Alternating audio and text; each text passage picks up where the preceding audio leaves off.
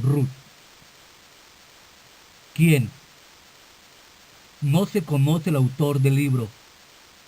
El Talmud babilónico lo atribuía a Samuel. Esto es improbable, ya que el libro en su forma actual se fecha como mínimo en el reinado de David. El personaje principal es una moabita, miembro de un pueblo que descendía de Lot, según Génesis capítulo 19, versículo 37, pero que, a causa de su actitud hostil hacia Israel,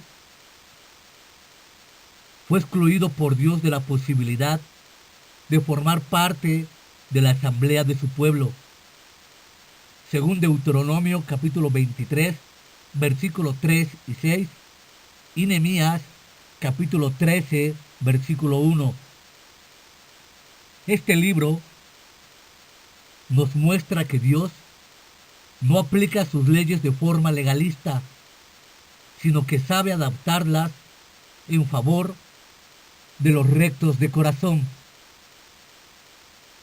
Cuando el relato ocurre en tiempos de los jueces, se ha sugerido la época de Sangar, Jueces capítulo 3, versículo 31, o la de Gedeón, en la que Israel sufría hambre muy a menudo debido a las incursiones de los madianitas.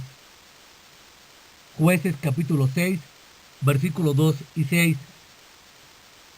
El relato cubre el tiempo de unos 15 años, al menos 60 años antes del nacimiento de David. Se sitúa en una época turbia de la historia de Israel, marcada por la inseguridad y la decadencia moral y religiosa. El carácter luminoso de sus personajes aún resalta mucho más sobre este oscuro trasfondo. El libro se redactó en tiempos del rey David.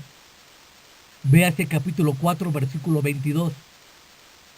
Y probablemente antes de Salomón, cuyo nombre ya no figura en la genealogía. A menudo se ha fechado su redacción después del exilio, pero la lengua es antigua y muy parecida a la de Jueces capítulo 5, y el estilo mucho más puro que el de Esther y del libro de Crónicas. En esta época, además, el matrimonio con una mujer moabita era considerado como una deshonra. La hipótesis de que se trata de un panfleto en contra de las medidas de Esdras y Nehemías al respecto de los matrimonios mixtos no tiene ningún fundamento. Donde la historia ocurre en Belén, lugar de origen de David y del Mesías. Sin duda alguna, no es ninguna casualidad que este episodio, que propició el nacimiento de un antepasado de David y el del nacimiento del hijo de David prometido, ocurriera en el mismo lugar. Los campos en los que Ruth buscaba el grano serán testigos, siglos más tarde, de la anunciación del nacimiento del Salvador del mundo. Lucas capítulo 2, versículo 8 y 14, que era uno de sus lejanos descendientes. Mateo capítulo 1, versículo 5, que no se trata de una leyenda, sino de un relato histórico transmitido por tradición familiar. ¿Quién se hubiera atrevido a inventar una ascendencia moabita a David? Su veracidad está confirmada por Mateo capítulo 1, versículo 5. Por lo menos hasta el siglo I, el libro se encontraba entre los libros históricos, después del libro de los jueces según el lugar que ocupaba Quinta y el testimonio de Josefo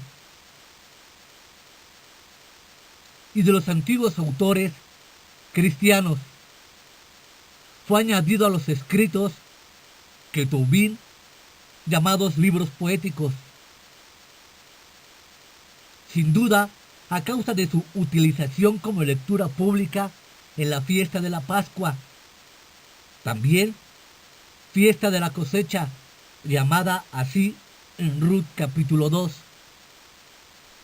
El libro exalta la amistad de Ruth, la amiga, la piedad filial, la compasión hacia los que han sufrido en la vida. Boaz no estaba obligado a casarse con Ruth, ya que no era hermano de su difunto marido. La fidelidad en las relaciones humanas y la fe en Dios. ¿Por qué? El propósito consciente del autor parece haber sido el de mostrar cómo la mano de Yahvé ha guiado las circunstancias para introducir en la descendencia de David una extranjera como representante de las naciones paganas que un día vendrán para alienarse bajo la bandera de unos de sus descendientes.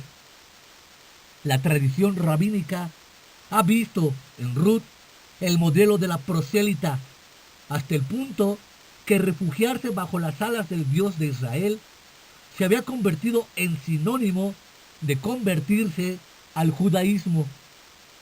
De este libro se desprenden otras muchas enseñanzas.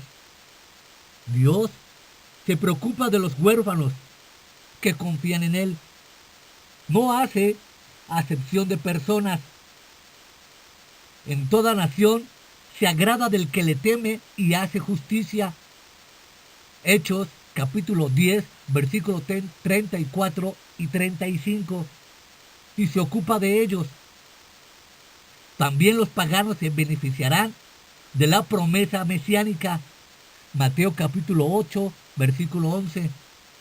Dios a veces utiliza las circunstancias adversas para traer bendición.